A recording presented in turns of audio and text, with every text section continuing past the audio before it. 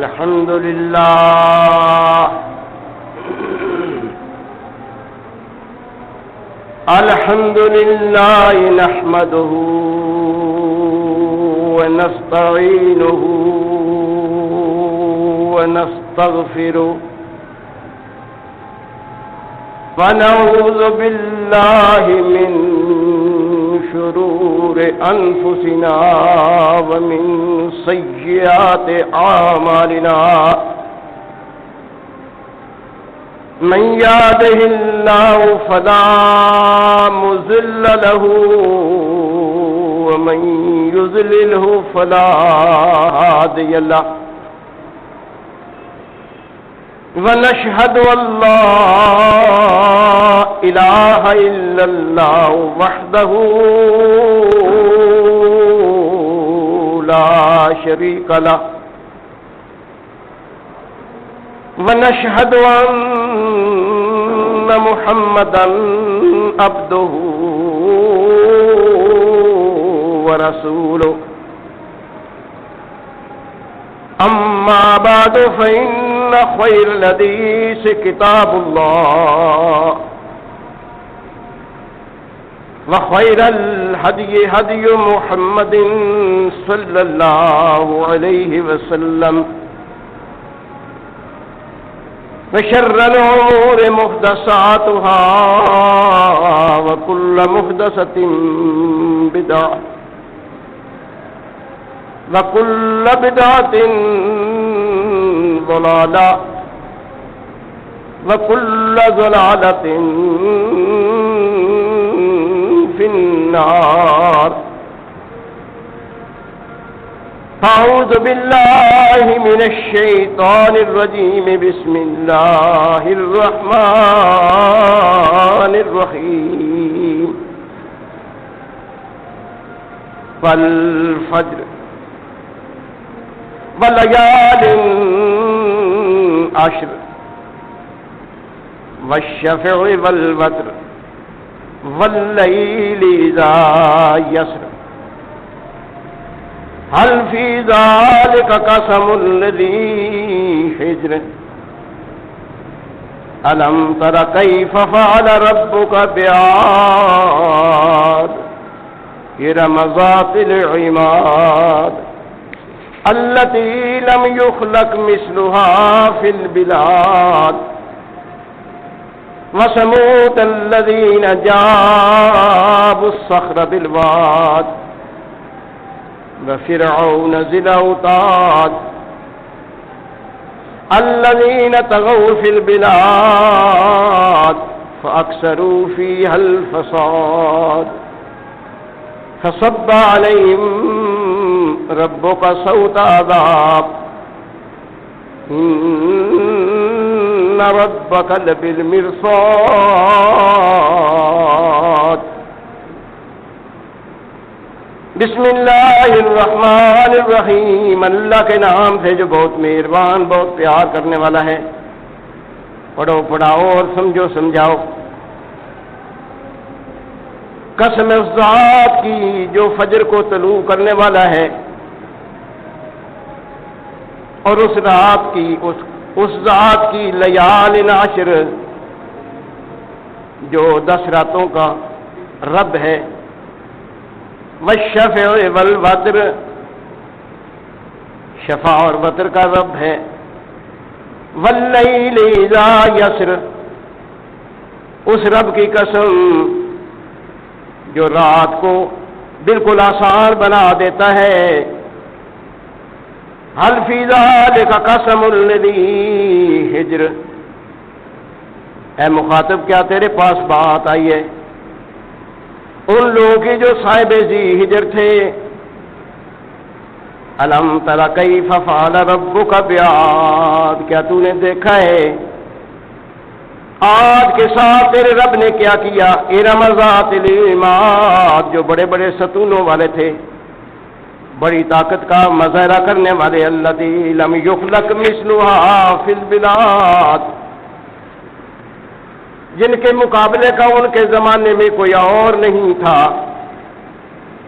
وَثَمُودَ الَّذِينَ جَابُوا الصَّخْرَ بِالْوَادِ اور سمود کے لوگوں کی جو پہاڑوں کو کھود کھود کر اپنے گھر بنایا کرتے تھے، وفرعون ذی الاوتاد، اور فرعون کا قصہ جو صاحب کیلوں کا تھا، الذین طغوا فی البلاد، یہ سارے وہ لوگ ہیں جنہوں نے سرکشی کی شہروں میں، فاکثروا فیہا الفساد، اکثر ان میں سے فساد کرنے والے تھے، فصب علیہم ربک صوت عذاب،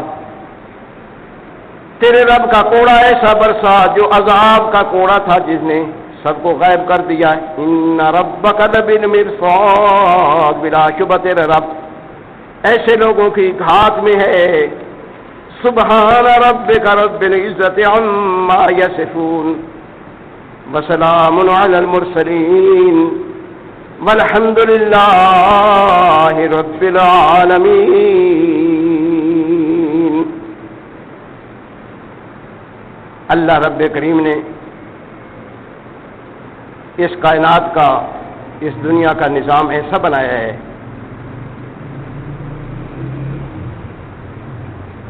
کہ جتنی مخلوق اس میں ہے،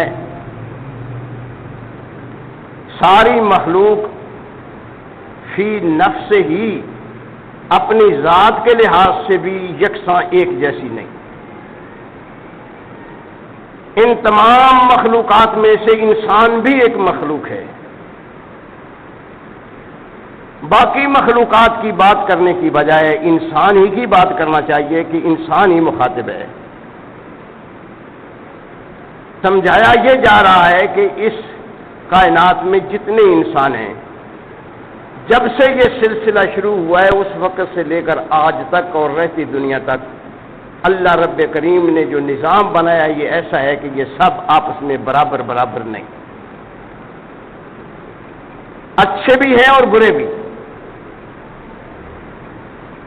مالدار بھی ہیں اور غریب بھی، طاقتور بھی ہیں اور بے طاقت بھی۔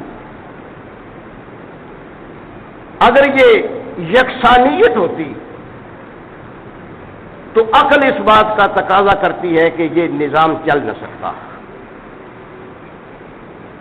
ذرا غور کریں تو پتہ چلتا ہے کہ بڑی بڑی طاقت والے، بڑے بڑے مال والے، بڑی بڑی عزت والے ان لوگوں کے محتاج ہیں جن لوگوں کے پاس نہ طاقت ہے، نہ مال ہے اور نہ دولت ہے۔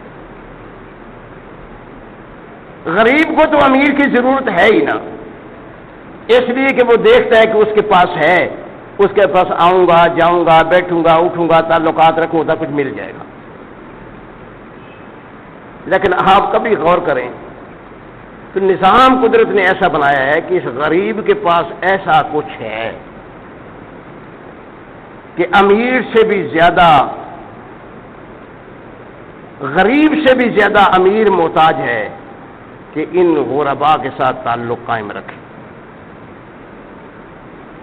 اللہ رب کریم نے تو یہ ارشاد فرمایا ہے اور بار بار قرآن میں یہ ذکر کیا گیا ہے کہ سارے انسان آدم کی اولاد ہیں اور یکساں ایک جیسے ہیں، لیکن وہاں بھی یہ تسلیم کرنا پڑا ہے۔ اللہ رب کریم نے ارشاد فرمایا کہ ہاں ان میں سے بھی بہتر ہے، لیکن اس کا معیار تقویٰ ہے، پرہیزگاری ہے۔ گویا معیار تو وہاں بھی قائم ہوا کہ اللہ کے ہاں بھی کچھ معیار ہے، اسی چیز کو پیش نظر رکھتے ہوئے انسانوں نے اپنے اندر کتنے امتیاز پیدا کر لیے ہیں۔ زیادہ تفصیل نہیں، میں مختصر عرض کرنا چاہتا ہوں۔ حجام کا ایک پیشہ ہے، حجام جس کو کہتے ہیں آپ کو معلوم ہے، ہماری پنجابی زبان میں حجام بھی بولتے ہیں، نائی بھی بولتے ہیں۔ سارے پیشوں میں اس وقت بھی اور آج بھی اکثر و بیشتر اس حجامت کے پیشہ کو حقیر سمجھا جاتا ہے۔ ایک بات چلتے چلتے عرض کر دوں کہ یہ حجام کو حجام کہتے کیوں ہیں؟ آپ کے خیال میں ہے کہ اس لیے کہ یہ حجامت بناتا ہے، کسی کو داڑھی مڈانے کی، سر کترانے کی، سر مڈانے کی، کوئی اور اسی طریقے کی باتیں ہیں۔ تو یہ اصل حجامت وہ ہے جس کو پچھنے کہتے ہیں، ہماری زبان میں پچھنے لگانا۔ یعنی یہ وہ فن ہے جس میں پچھنے لگانے کا فن بھی تھا کبھی، وہ ایک علاجوں میں سے علاج، اس وقت کے زمانے میں بہت بڑا علاج تھا۔ آج بھی کم از کم یونانی طب میں، اسلامی طب میں اس کا ایک مقام موجود ہے۔ ایسا وقت آ جاتا ہے کہ طبیب سوچتا ہے کہ اب اس کے سوا علاج نہیں، کہ پچھنے لگوا دو۔ اور آج کل کے زیادہ سمجھ لینے والی بات کے لحاظ سے کہ خون نکال دو، خون جلا دو، خون نکال دو، گندا خون ہو گیا ہے۔ یہ پچھنے کا کام بھی یہی ہے کہ گندا خون نکال دو۔ وہ صاحب فن جانتا ہے کہ کہاں کہاں سے اس خون کو نکالا جائے تو وہ گندا خون نکل جاتا ہے۔ بہرحال کہنے کا مطلب میرا یہ تھا کہ اگر یہ صرف پیشہ جس کو حقیر سمجھا جاتا ہے یہ نہ ہو، آپ اندازہ کریں کہ کروڑوں پتی ہو تو اس کو بھی ضرورت ہے اس کی، ہفتے میں نہ صحیح دوسرے ہفتے، تیسرے ہفتے، چوتھے ہفتے ضرورت پیش آتی ہے۔ اسی طریقے سے سارے پیشے وروں کا کام ہے۔ ہر پیشہ ور اپنے اپنے کام میں اگر مہارت رکھتا ہے تو دوسروں کی ضرورت ہے، وہ دوسرے محتاج ہیں اس کے۔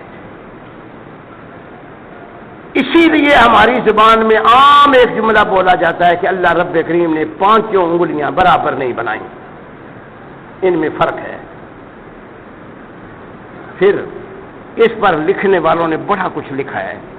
وہ کہتے ہیں کہ کبھی اللہ توفیق دے، دیکھنا نصیب ہو کہ کبھی کوئی ایسا ہو کہ جس کی 5 برابر ہوں یا 5 کے ساتھ چھٹی ہو، تو آپ دیکھیں گے کہ وہ کام اس طریقے سے نہیں کر سکا جس طریقے سے اس طرح کی 5 انگلیوں والا کام کرتا ہے۔ مزید آسانی کے لیے یہ کہا جاتا ہے کہ یہ انگلیاں تو 5 ہیں، یہ بھی کام کرتی ہے، یہ بھی کرتی ہے، یہ درمیانی انگل ساری انگلیوں سے بڑی ہے، لیکن یہ خنصر چھوٹی انگل باریک انگلی ہے، لیکن جو باریک کرتی ہے نا کام وہ بڑی نہیں کر سکتی۔ کہیں اس باریک کی ضرورت پیش آ جاتی ہے تو یہی کام کرتی ہے اور وہ کر جاتی ہے جو بڑی انگلی کام نہیں کر سکتی۔ یہ تفہیم کے لیے ہے کہ اسی سے آپ اندازہ لگا لیں کہ سارے انسان ہیں، لیکن کسی مقام پر کوئی ایسا حقیر انسان جس کو سمجھتے ہو نا وہ بھی تمہارے ایسا کام کر جائے گا کہ بڑا سمجھدار، بڑا عقل فکر والا، بڑا دولت مند بھی وہ کام نہ کر پائے آپ کا جو اس حقیر سے آدمی نے کام کر دیا ہے۔ اسی سے اگر سوچتا رہے آدمی، چلتا رہے، تو اس کی سمجھ میں یہ بات آتی ہے کہ کوئی چیز اللہ نے اس دنیا میں بیکار پیدا نہیں کی، ہر چیز کارآمد ہے، ہر چیز کارآمد ہے۔ اور جس طرح اللہ رب کریم نے ان کو بنایا ہے نا، انسان جتنی عقل دوڑائے، دوڑاتے دوڑاتے اس نتیجے پر پہنچے گا کہ بالکل خوب بنایا ہے، اس میں کوئی ترمیم تنسیخ نہیں کی جا سکتی کہ اس میں ترمیم ہو، اگر اس کی بجائے یوں نہ ہوتا یوں ہوتا۔ کہاوتیں ہوتی ہیں اس لیے کہ بات کی سمجھ آ جائے۔ فلسفی کا کام ہوتا ہے سوچتے رہنا، تفکر کرتے رہنا۔ کہتے ہیں کہ کوئی لیٹا ہوا تھا، آم کا پیڑ تھا، اس نے آم دیکھے، چھوٹے چھوٹے آم لگے ہیں، بہت بڑا پیڑ ہے۔ آج کل تو ایسی جنسیاں آ گئی ہیں کہ پیڑ بھی چھوٹے ہو گئے اور آم بھی بڑے ہو گئے، لیکن کبھی کسی زمانے میں یہی بات ہوتی، بہت بڑے بڑے پیڑ اور چھوٹے چھوٹے آم۔ جامن کا درخت دیکھ لو ایسے ہی۔ ساتھ اتفاق نظر آیا تو ایک بیل دیکھی اس نے کدو کی، بڑا اتنا لمبا کدو اس کے ساتھ لٹکا ہوا ہے، وہ بیل بھی درخت پر ٹٹیاں پر چڑھی ہوئی۔ تخیل چلتے چلتے اس کا تخیل اس طرف گیا کہ واہ بھائی بڑا عقل مند، اللہ تعالیٰ کا تفکر، بڑا تفکر ہے، لیکن دیکھیں یہ اتنا پیڑ ہے اور چھوٹے چھوٹے آم لگا دیے اس کے ساتھ، اور یہ اتنی سی بیل ہے اور اتنا بڑا کدو اس کے ساتھ لٹک رہا ہے کہ وہ بیل بھی آدھی کھینچ کے نیچے لے آیا۔ کہ میں لیٹا ہوا اس آم کے درخت کے نیچے لیٹا ہوا یہ تفکر کر رہا تھا، غور کر رہا تھا کہ یہ سمجھ میں نہیں آئی بات۔ اتفاق سے کوئی جانور بیٹھا تھا یا ہوا سے کوئی ایک چھوٹا سا آم گرا اور یوں سر میں پڑا۔ واہ سبحان اللہ، سبحان تیری۔ کہتا ہے اگر یہ کدو ہوتا ادھر کدو جتنا یہ آم لگا ہوتا تو میرا تو معاملہ ختم تھا۔ اب سمجھ میں آ گئی بات کہ یہ اللہ رب کریم کی کیا حکمت ہے اس میں کہ اتنے بڑے آم پر چھوٹے چھوٹے آم لگائے ہیں اور اتنی بیل پر بہت بڑا کدو لگا دیا۔ یہ تو اللہ کی حکمت ہے اور یہ اللہ کا بڑا فضل ہے۔ کوئی نہیں اس معاملے میں اللہ سے آگے نکلے کہ یہ بات کیسی ہو گئی ہے۔ یہ تفہیم کے لیے باتیں ہیں بھائی۔ کہنے کا مطلب یہ تھا، بات یہاں سے چلی ہے کہ اس کائنات کے اندر انسانوں میں کچھ انسان کمزور ہیں، کچھ طاقتور ہیں، کچھ مالدار ہیں، کچھ غریب ہیں۔ اسلام ان چیزوں کو بالکل نہیں چھیڑتا کہ مال والے کے پاس مال کیوں ہے، غریب کیوں ہے، کہاں سے لے آیا ہے، کیسے ہو گیا ہے، وہ بالکل تشخیص نہیں کرتا۔ وہ کہتا ہے کہ ہر انسان کی ایک ذمہ داری ہے، مال والے کی ایک ذمہ داری ہے، غریب کی ایک ذمہ داری ہے، امیر کی ایک ذمہ داری ہے، دولت والے کی ایک ذمہ داری ہے، حکمران ہے تو اس کی ایک ذمہ داری ہے۔ اپنی اپنی ذمہ داری کو پورا کرنا انسانیت ہے، اور جو بھی اپنی ذمہ داری کو پورا نہ کرے، خواہ وہ صدارت کی کرسی پر بیٹھا ہے یا بالکل اردلی پھر رہا ہے کسی عدالت کے دروازے کے سامنے، ہر حال میں یہ ہے کہ ان کی کچھ ذمہ داریاں ہیں، اگر وہ ذمہ داری پوری نہیں کرتے تو انسانیت سے خارج ہے۔ انسانیت نام اس چیز کا ہے کہ جہاں بھی انسان ہے، جو بھی کام اس کے سپرد ہے اس ذمہ داری کو ذمہ داری کے ساتھ نبھائے، دیانتداری کے ساتھ نبھائے۔ اگر یہ چیز ہے تو الحمدللہ اللہ کے ہاں وہ بالکل پکاری، جس کے پاس دن کا ہے اور رات کا نہیں، رات کا ہے تو دن کا نہیں، اللہ کے ہاں بہت بڑی قدر رکھتا ہے۔ لیکن اگر بہت دولت والا ہے، بہت مال والا ہے، سارے ہی اس کو سلام کریں، لیکن اللہ کے نزدیک اس کی اس وقت تک کوئی وقت نہیں ہے جب تک وہ اس طرح کی انسانیت سے آ رہی ہے۔ اس کی اپنی ذمہ داریاں ہیں، وہ اپنی ذمہ داریوں کو پورا کرے۔ اگر وہ اپنی ذمہ داریوں کو پورا نہیں کر رہا تو وہ کون ہے؟ کہتے ہیں نا، وہ اقبال نے کہا ہے کہ سید بھی ہو، پٹھان بھی ہو، سب کچھ مان لیا، ہم تو صرف یہ پوچھیں کیا کیا مسلمان بھی ہو؟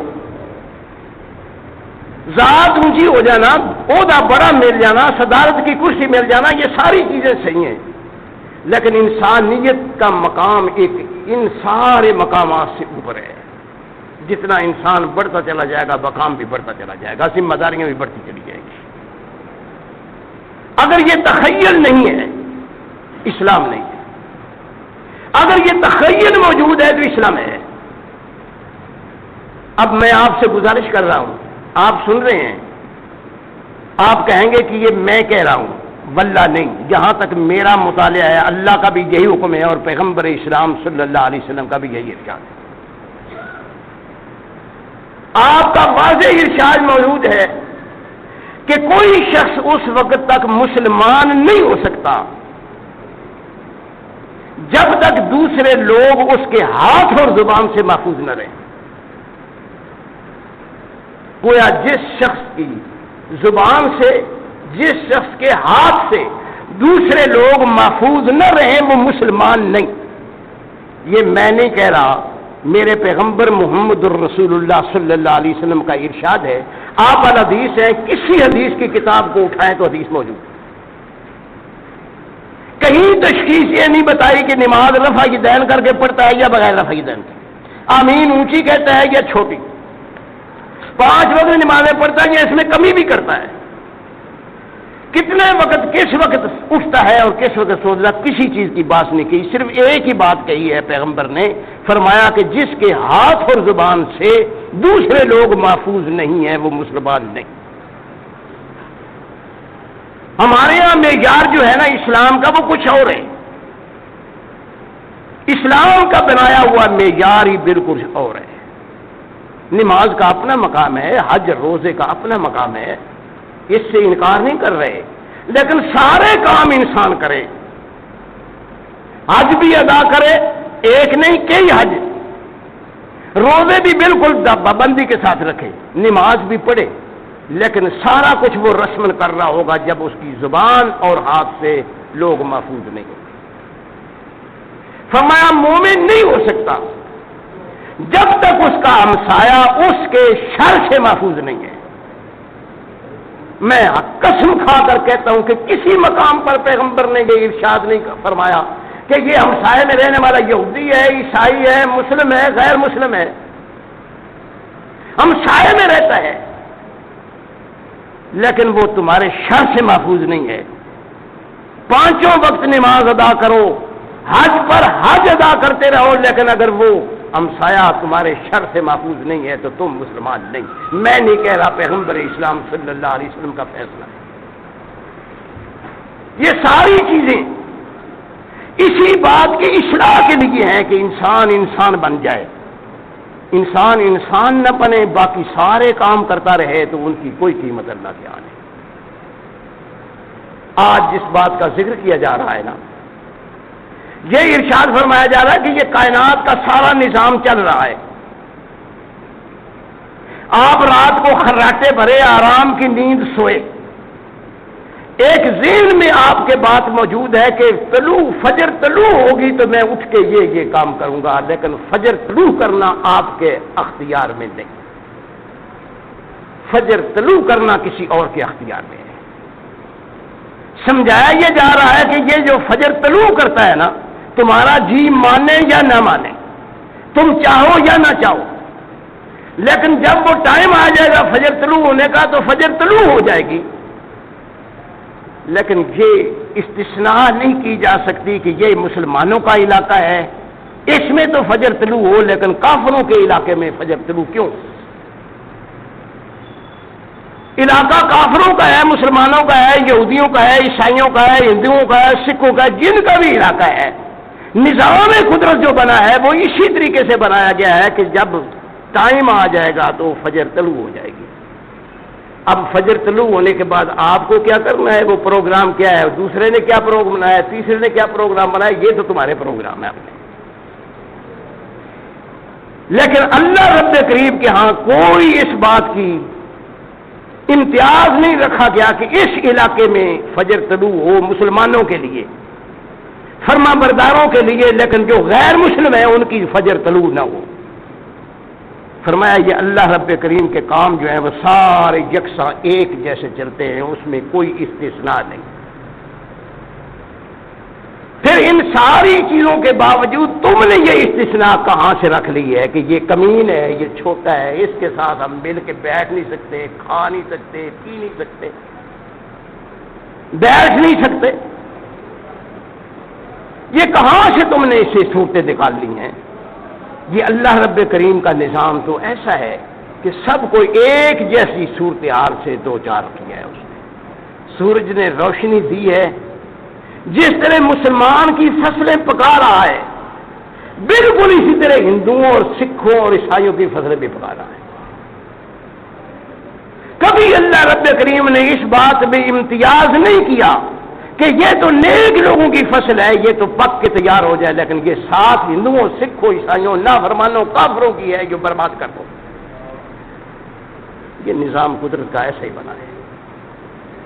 یہ ساری چیزیں تمہیں غور دلانے کے لیے ہیں کہ تم انسان ہو اور سارے انسانوں کو انسان سمجھو، یکساں ایک جیسا انسان سمجھو۔ اللہ تفہیم کرانے کی حد ختم کر دی۔ فرمایا کہ جاننے والے بھی ہوتے ہیں، نہ جاننے والے بھی ہوتے ہیں، عالم بھی ہوتے ہیں، جاہل بھی ہوتے ہیں۔ نشان ایسا مقرر کر دیا، فرمایا کہ جو جاننے والا، علم والا، عالم اپنے آپ کو عالم سمجھے اور کہے کہ میرے سے زیادہ جاننے والا کوئی نہیں، تو وہ عالم نہیں، جاہل ہے۔ ہمارا معیار ہے کہ پڑھا کتنا ہے، جماعتیں کتنی پاس کی ہیں، کون کون سی یونیورسٹی میں پڑھ کے نکلا ہے، کس درسگاہ سے فارغ ہے۔ اللہ کے ہاں یہ معیار کسی مقام پر نہیں بنایا گیا، بالکل معیار یہ بنایا گیا ہے جیسے میں آپ سے کہہ رہا ہوں، یہ معیار الہی معیار ہے، اللہ کا معیار ہے کہ تم سارے انسان ہو، انسانوں میں بہتر انسان وہ ہے جو تقوی میں بڑا ہے اللہ کے ہاں۔ تم سمجھتے ہو کہ جس کے پاس پیسے زیادہ آ جائیں، مال زیادہ آ جائے، برادری زیادہ ہو، عہدہ بڑا مل جائے، سارے آتے ہیں تو سلام اسی کو کرتے ہیں، اسی کو سلام ہوتی ہے۔ پھر دو ہی صورتیں ہیں، یا اللہ رب کریم کا پروگرام غلط ہے یا پھر آپ کا اپنا بنایا ہوا معاملہ غلط ہے، کوئی بات تو اس میں ہے، کیونکہ اللہ کے یہاں یہ امتیاز قائم نہیں رکھا گیا۔ انبیاء علیہ السلام آئے، جیسے پوری دنیا میں لوگوں میں لوگ بادشاہ بھی ہوتے ہیں، عوام بھی ہوتے ہیں، ایسا ہی نبیوں کا حال تھا، نبیوں میں بادشاہ بھی آئے اور بالکل عام جیسے نبی بھی آئے، عام لوگوں جیسے نبی آئے۔ ایسے بھی آئے جن کے پاس دن کا ہے تو رات کی فکر ہی نہیں، کہاں سے آئے گا کیسے آئے گا یہ اللہ جانے، اور رات کا آیا ہے تو دن کی فکر ہی نہیں۔ ہماری فکر کبھی ختم ہوتی نہیں۔ تعجب کا معاملہ یہ ہے کہ ہے تو سارے انسان، کچھ انسانوں کی ہوس اتنی زبردست ہے کہ مال پر مال آیا جا رہا ہے، حساب ہی کوئی نہیں، اپنا ملک نہیں بغیر غیر ملکوں کے خزانے پر ہوئے پڑے ہیں، لیکن ہوس اتنی نامراد ہے کہ واللہ دل اطمینان نہیں ہے کہ جو ہو گیا کافی ہے، ہر وقت طبیعت میں یہ ہے کہ آئے۔ فرمایا یہ انسانیت کے تقاضوں کے خلاف ہے۔ انسان کا تقاضا یہ ہونا چاہیے کہ اللہ رب کریم دے، آئے اور جائے، آئے اور جائے۔ انبیاء علیہ السلام کی تعلیم یہی ہے کہ ہاں ہاں آئے ضرور، کماؤ ضرور، لیکن اس پوری کمائی پر اپنا تسلط نہ رکھو کہ یہ میں نے کمایا ہے، یہ میرا ہے۔ قدرت کا نظام ایسا بنایا گیا ہے، تم نہیں دیکھتے کہ تم کما رہے ہو، لیکن تمہاری اولاد جو ابھی بالکل بچے ہیں نا، نابالغ بچے ہیں، تمہارے کمائی پر وہ پل رہے ہیں، تم مجبور ہو، ان کے پالنے پر تم مجبور ہو، لیکن ادھر ارد گرد بھی دیکھو کچھ ایسے بچے بھی ہیں جن کے پالنے والے نہیں رہے، ان کی ذمہ داری بھی تم پر عائد ہوتی ہے۔ مجھے تعجب ہوتا ہے کہ کس اسلام کی بات کرتے ہیں ہم، واللہ العظیم ہم نے جو سنا اور پڑھا وہ یہ ہے کہ پیغمبر اسلام صلی اللہ علیہ وسلم نے صرف اتنا ہی ارشاد فرمایا کہ مومنوں مسلمانوں یاد رکھو، اس گھر سے بہتر کوئی گھر نہیں ہے، اس انسان سے بہتر کوئی انسان نہیں ہے جب کھانے کے لیے بیٹھے تو ایک یتیم بھی اس کے ساتھ ہو۔ اس گھر سے بہتر کوئی گھر نہیں ہے جس گھر میں یتیم پرورش پا رہا ہے، اس کھانے والے سے بہتر کھانے والا کوئی نہیں جس کھانے والے کے ساتھ ایک یتیم بھی شریک ہے۔ آپ بھی سن رہے ہیں، میں بیان بھی کر رہا ہوں، پڑھتا بھی ہوں، لیکن ذہن آپ اپنا دیکھ لیں، مجھے حق ہے کہ میں اپنے ذہن کو دیکھوں، لیکن جو پڑھا ہے واللہ العظیم پیغمبر کی یہ بات سن کے لوگ بے قرار ہو گئے، تلاش میں نکلے کہ پہلے کوئی یتیم ملے اس کو ساتھ بٹھا کے کھانا کھائے۔ آخر وہ بھی مومن تھے اور ہم بھی مومن ہیں، وہ بھی مسلمان تھے ہم بھی مسلمان ہیں۔ ادھر تو یہ معاملہ ہے کہ جب تک کوئی یتیم نہ ملے، ایک وقت کا کھانا گیا، دوسرے وقت گیا، تیسرا وقت آ گیا، تلاش میں ہے کہ کوئی یتیم ملے اس کو ساتھ بٹھا کے کھانا کھاؤ، لطف ہی اس کھانے میں ہے۔ اور ہمارے یہاں کوئی یتیم ہو، پرورش کر بھی رہے ہوں تو ساتھ بٹھا کر کھلانا، اللہ اکبر، اتنا مشکل ہے۔ اس کو ہاتھ میں دے سکتے ہیں، برتن میں ڈال کے دے سکتے ہیں، کوئی طریقہ کر سکتے ہیں، لیکن ساتھ بٹھانا بڑا مشکل معاملہ ہے۔ لیکن میں نے جو عرض کیا ہے وہ تو ساتھ بٹھانے کا معاملہ ہے، کیونکہ اس میں ادب بھی آئے گا، طریقہ بھی آئے گا، سلیقہ بھی آئے گا کہ اس کو سمجھانا ہے کہ کس طریقے سے کھانا ہے۔ خود پیغمبر اسلام صلی اللہ علیہ وسلم نے ان یتیم بچوں کے ساتھ بیٹھ کے کھایا اور ان کو سمجھایا کہ بیٹا اپنے سامنے سے کھاتے ہیں، ہاتھ صاف کر لیتے ہیں کھانے کے وقت، چھوٹی چھوٹی باتیں ان کی تفہیم میں کرائیں۔ لیکن آج اگر یہی اسلام ہے تو واللہ العظیم ہمیں دور دور تک کہیں دیکھنے میں نصیب نہیں ہوتا۔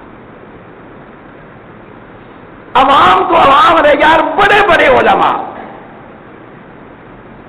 بڑے بڑے سیاسی لیڈر، بڑے بڑے لوگوں کے آخر مسلمان تو وہ بھی ہیں نا، اسی رسول کا کلمہ پڑھتے ہیں، اسی رسول مانتے ہیں، اسی ہدایات پر چلنے کا کہتے ہیں بار بار، لیکن یہ عمل کر کے کوئی دکھائے کہ یتیم کو ساتھ بٹھا کے کھانا کھائے تو پھر اس کو کھانے میں لطف بھی آئے، دیکھنا بڑا مشکل ہے۔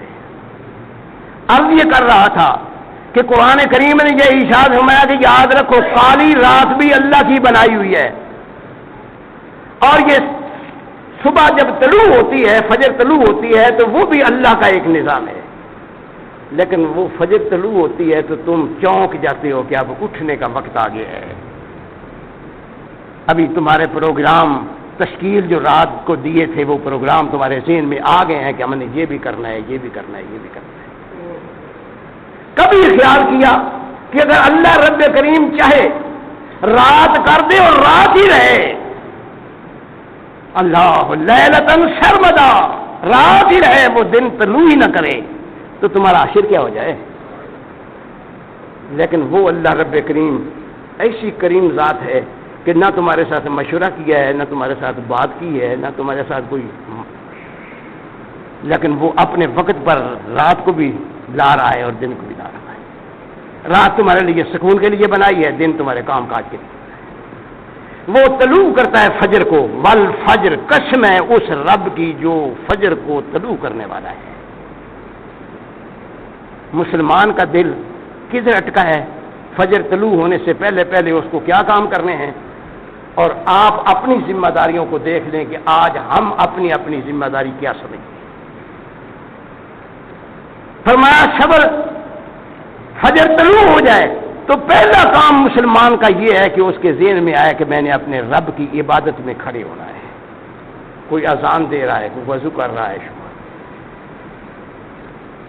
اس لیے خاموش ہوں گے، ذرا غور تو کرے جا، زمانے کے حالات نے ہمیں کہاں بدل کے کدھر لے گیا ہے زمانہ۔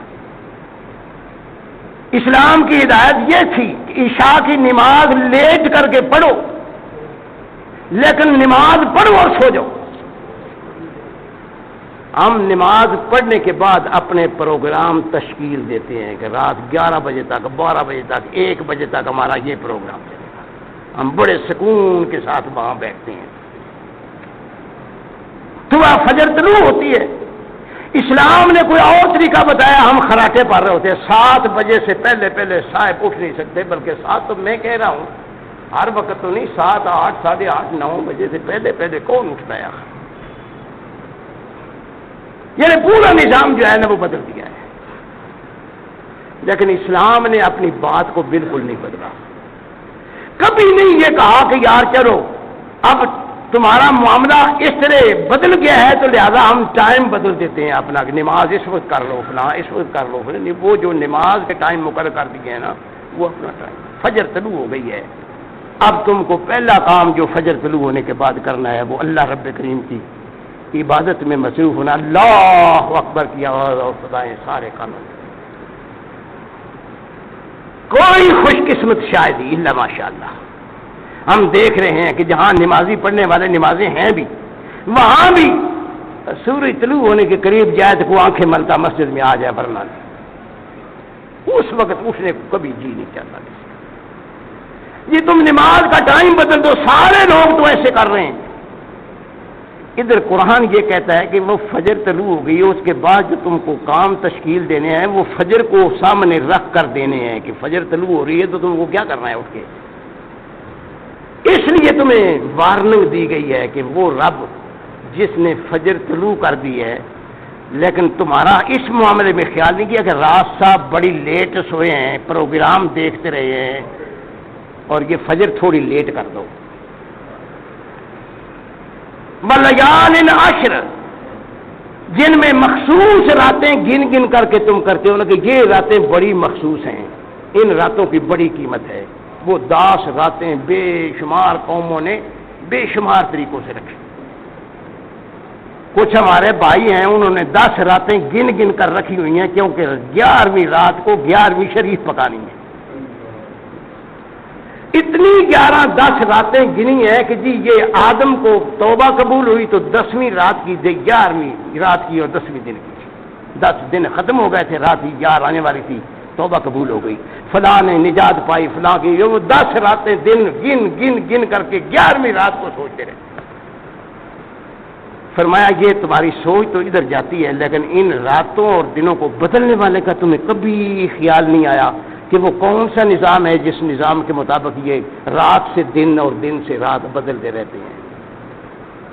تمہیں بتانا تو یہ چاہیے تھا کہ زندگی میں انسان کے کبھی رات ہو جاتی ہے، کبھی دن بھی آتے ہیں، اور جن کے دن آئے ہوں ان کو سمجھنا چاہیے کہ رات بھی آتی ہے، یہ نظام قدرت ہے۔ لیکن تمہاری رات آ جائے تو تم سونے سے بیدار ہی نہیں ہوتے، تمہارا دن آ جائے تو تم بنگڑے مارتے ہو، تم کبھی ذہن میں آیا ہی نہیں کبھی خیال تمہارے، یعنی تمہاری ڈگر ایک اپنی ہے، وہی چل گئی ہے۔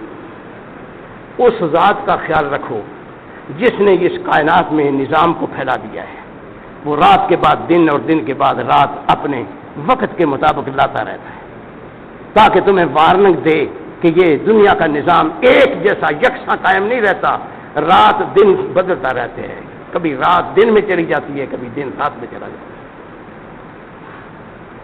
لیکن یہ بات یاد رکھنے کی ہے کہ تم اپنا حساب قائم رکھنے کے لیے دن رات کو 24 گھنٹے قرار دے لو، لیکن جب رات بڑھے گی، دن رات میں شامل ہو جائے گا تو وہ دن نہیں رہے گا، رات ہو جائے گی۔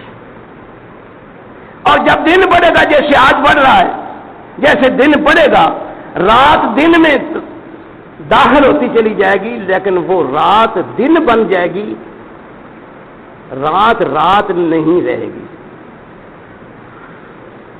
میں پھر یہی کہہ سکتا ہوں کہ پتہ نہیں میں کیا کہہ رہا ہوں اور آپ کیا سن رہے ہیں۔ یعنی نظام قدرت یہ ہے کہ رات دن میں داخل ہو جائے، دن رات میں داخل ہو جائے، لیکن جب داخل ہو جائے تو دن رات میں داخل ہو کر دن نہ رہے بلکہ رات ہو جائے،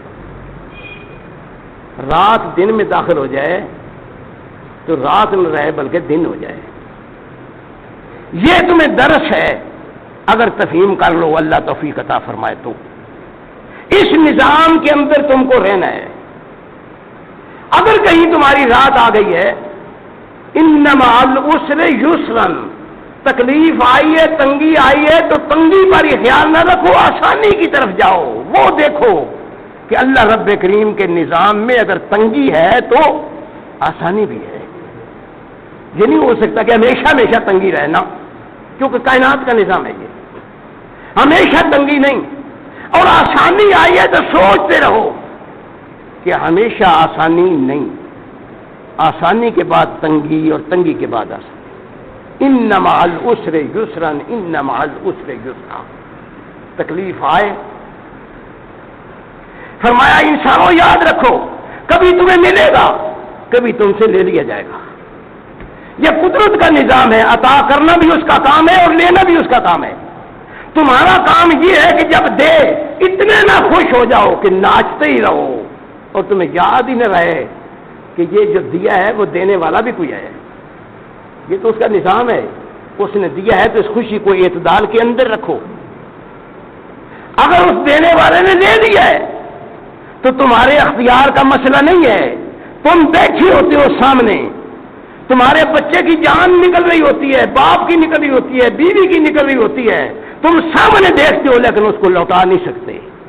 یہ قدرت کا نظام ہے، وہ لے جاتا ہے۔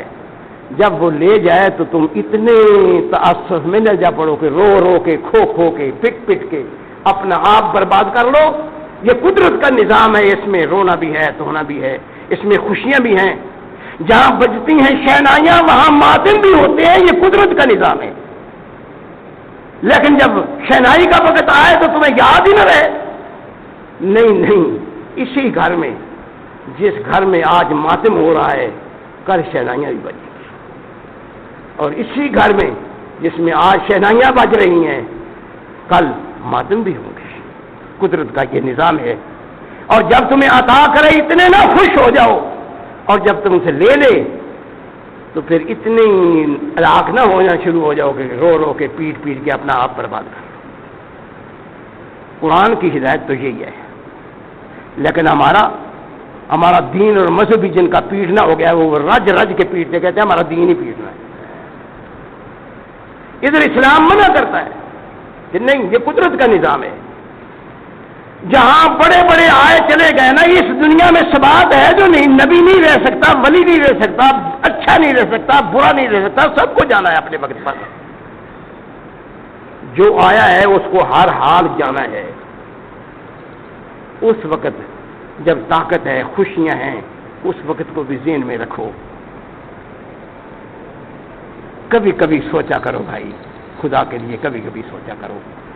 جب جس کام میں مصروف ہونا اس میں جب زبردست مصروفیت ہو تو سوچا کرو کہ یار جس طرح آج میں مصروف ہوں, اس کاروبار کو, اس دکان کو, اس معاملے کو اپنا سمجھ کے بیٹھا ہوا ہوں, اس کو تو پہلے کی اپنا بنا کے گئے. آج ان کا نام و نشان نہیں, یہ منتقل ہوگی ہمارے یہاں, ہم انتقال کر کے چلے جائیں گے اور یہ چیزیں اسی طریقے سے رہیں گی. آپ نہیں رہیں گے. قدرت کا یہ نظام ہے, یہ نظام اسی طریقے سے قائم رہے گا. بہت فکر ہوتی ہے نا کہ میں یہ بچوں کا کیا ہوگا, کیا بنے گا, ذہن میں ہر وقت, ذہن میں ہر وقت ذہن میں. ہاں یہ فطرت انسانی ہے, لیکن قدرت کا نظام جو ہے وہ اس چیز کو نہیں دیکھتا. اللہ رب کریم کا معاملہ الگ ہے. ایسے بھی دیکھے گئے ہیں جن کے سارے وسائل ٹوٹ گئے اور جتنے وسائل ٹوٹے اتنے ہی انعامات زیادہ آ گئے. سمجھ میں نہیں آتی کہ اب کدھر سے آ گیا باہر, کہاں سے بنے گا, حالات کس طریقے سے بن گئے. اللہ نے آپ کو نبی ایسا دیا, جتنے تعلقات زمانے کے انسان کو بنانے کے لیے ایک ایک نبی سے واپس لے لیا. ابھی نبی اس دھرتی پر پیدا نہیں ہوا تھا تو باپ کا سہارا جو سب سے بڑا سہارا ہوتا ہے پہلے ختم کر دیا. وَوَجَدَكَ ضَالًّا فَهَدَىٰ, یہ بات تو الگ ہے, لیکن ہم نے آپ کو پایا یتیم. لیکن یتیم آپ کو ٹھکانہ دیا کہ نہیں دیا؟ تو ہر آدمی سوچتا ہے کہ جب یتیم ہوگا کیا بنے گا. یہ فطرت ہے, لیکن اللہ رب کریم کا معاملہ اپنا ہے. اللہ اکبر. اس لیے میں یہ عرض کر رہا ہوں کہ ایک ایک چیز, باپ پہلے کیا 5-6 سال کی عمر میں ماں بھی گئی. دونوں اشارے بڑے دنیا کے لحاظ سے بڑے زبردست سہارے ہیں, لیکن دادے کا سہارا کتنی دیر چلا. ابھی پورا یتم دور نہیں ہوا تھا کہ دادا بھی چلا گیا. ابھی جوانی مکمل نہیں ہوئی تھی, ابھی کفالت کی ضرورت تھی, چچا بھی گیا. اللہ رب کریم نے دن بدن سارے تعلقات بھی توڑتا گیا اور حالات بھی درست کرتا چلا گیا. یہ تمہیں بتا دیا کہ ان سہاروں کو, ان باتوں کو جن کا تمہارے ذہن میں خیال رہتا ہے نا, کبھی خیال کیا کرو, کسی وقت تو سوچا کرو کہ یہ اللہ رب کریم کا نظام اپنا نظام ہے. وَلَيَالٍ عَشْرٍ, ان 10 راتوں پر انحصار کر لینا کہ یہ راتیں جو ہیں یہ عبادت کے لیے دن رات لگے رہو, دن رات لگے رہو. نہیں, یہ سارا نظام قدرت کا نظام ہے. دن کے بعد رات, رات کے بعد دن آتے رہتے ہیں. ان میں مخصوص کر کے جیسے ہمارے ہاں یہ رواجات آ گئے, کوئی اسلام میں ان کا تصور نہیں ہے. فرمایا وہ شفع والوتر, کوئی وتر کو پسند کرتا ہے, کوئی شفع یعنی کوئی جفت کو, کوئی طاق. لیکن شفع بھی وہاں سے ہے جہاں وتر ہے, تمہیں پتہ ہو یا نہ ہو. جو بھی شفع ہے یعنی جفت ہے, اس میں ایک داخل کر دو تو وہ وتر ہو جائے گا. نہیں سمجھے گا؟ جو بھی وتر ہے اس میں ایک داخل کر دو تو وہ جفت ہو جائے گا. تمہیں بتایا یہ جا رہا ہے کہ اس وتر میں اور شفع میں کچھ نہیں ہے.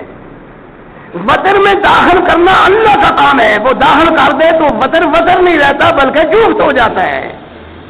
طاق طاق نہیں رہتا, وہ جفت بن جاتا ہے. تم نے بڑی 11ویں رات کو بڑا متبرک بنا لیا نا, یہ تمہارا اپنا خیال ہے. اس 11ویں کے بعد ایک 12ویں آ جاتی ہے, اس نے تمہارا کیا بگاڑا ہے؟ اس 12ویں سے بڑا 11ویں سے بڑا پیار ہے تو 12ویں نے تمہارا کیا بگاڑا ہوا ہے؟ یہ ایک ہی اس میں 11 میں ایک ہی داخل ہوا ہے کہ کچھ اور ہو گیا ہے؟ بھئی اس سے ایک دن پہلے 10 تھی, آج 11 ہوگی, اس سے بڑی محبت ہے تو وہ پہلے 10 والی سے کون سی دشمنی تھی آپ کی؟ اس نے کیا بگڑا تھا آپ کا؟ تفہیم ہی ہے اگر اللہ کرا دے. کہنے کا مطلب یہ ہے کہ ان راتوں میں کچھ نہیں ہے، ان دنوں میں کچھ نہیں ہے، جو کچھ ہے انسان کے اندر ہے. اگر وہ خود اپنے آپ کو صحیح کر لے تو اللہ کے فضل و کرم سے نظام صحیح ہے. اگر وہ اپنے آپ کو صحیح نہ کر پائے تو یہ ہمارے تخیلات ہیں کہ 11ویں کا یہ معاملہ ہے، 12ویں کا یہ ہے، 10ویں کا یہ.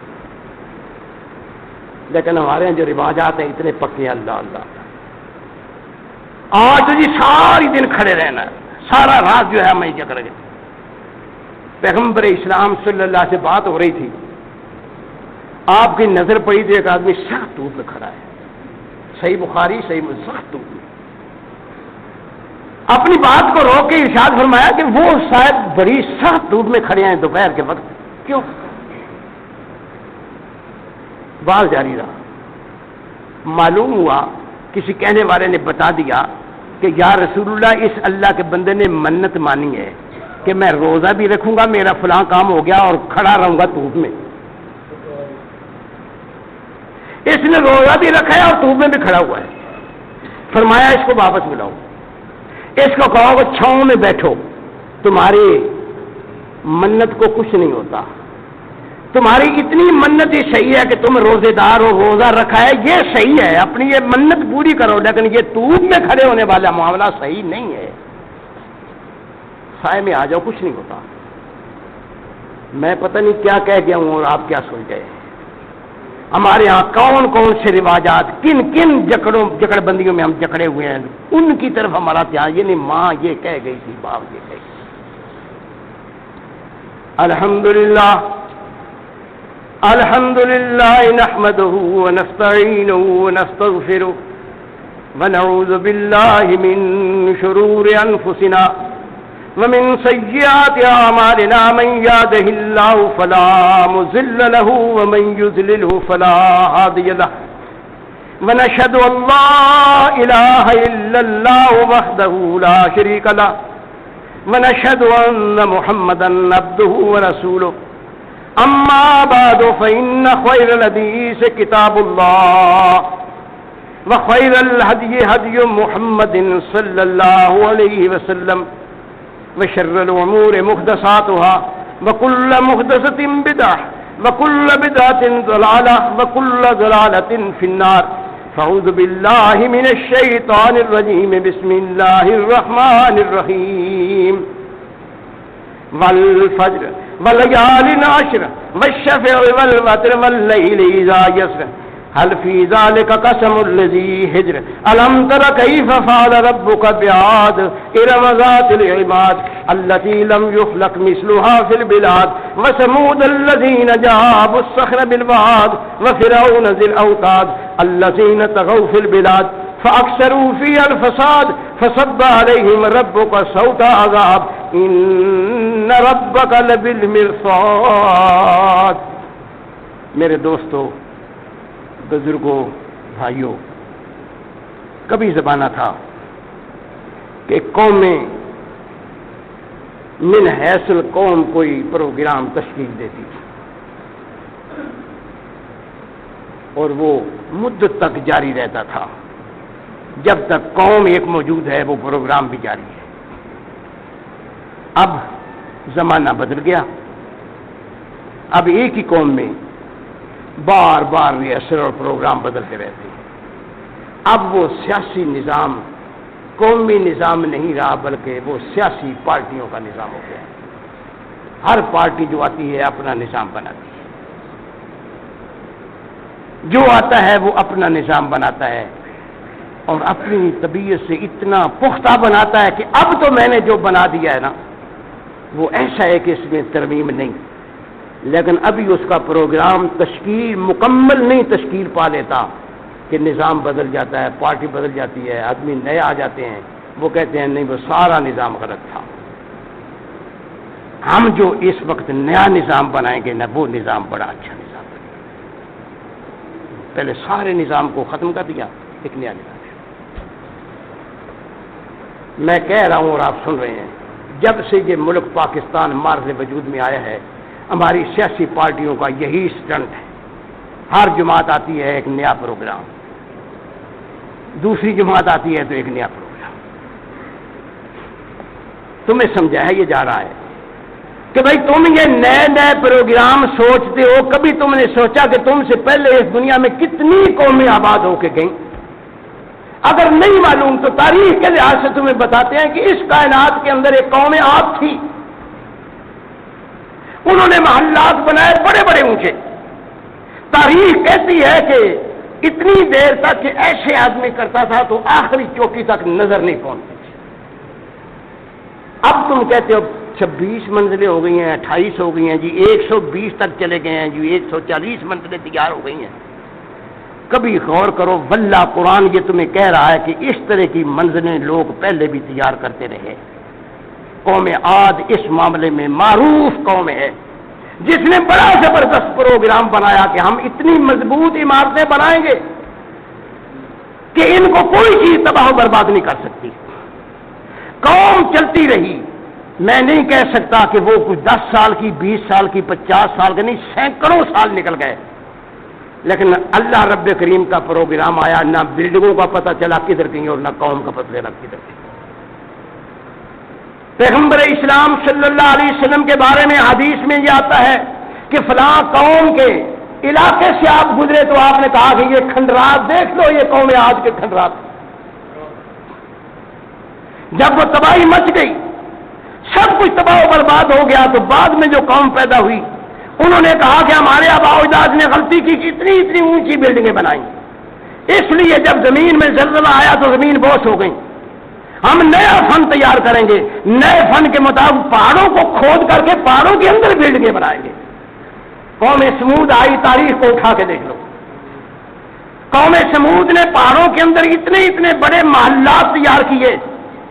تاریخ کہتی ہے کہ ایک آدمی ایک دروازے سے پہاڑ کے اندر داخل ہوا ہے، وہ مدت تک چلتا رہا ہے لیکن بلڈنگ ختم ہوتی اس کو نظر نہیں آئی. کہیں تالاب نظر آ رہے ہیں، کہیں جانور پالے جا رہے ہیں، کہیں وہیں کھیتیاں باڑی کی جا رہی ہیں، ایسے ایسے پہاڑ کے اندر. اللہ اکبر. سمود بڑے خوش تھے کہ ہمارے آباء و اجداد نے بڑا نقصان کیا، وہ سمجھ نہیں پائے، اتنی اونچی بلڈنگیں بناتے رہے.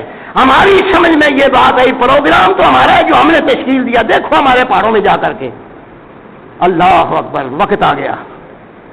قرآن کہتا ہے کہ وہ جب وقت آیا سمود کا پتہ ہی نہ چلا کہ وہ کدھر گئے. قرآن کہتا ہے اس طرح کٹ گئے جیسے کھجوروں کے بڑے بڑے درخت کٹے ہوئے نظر آتے ہیں.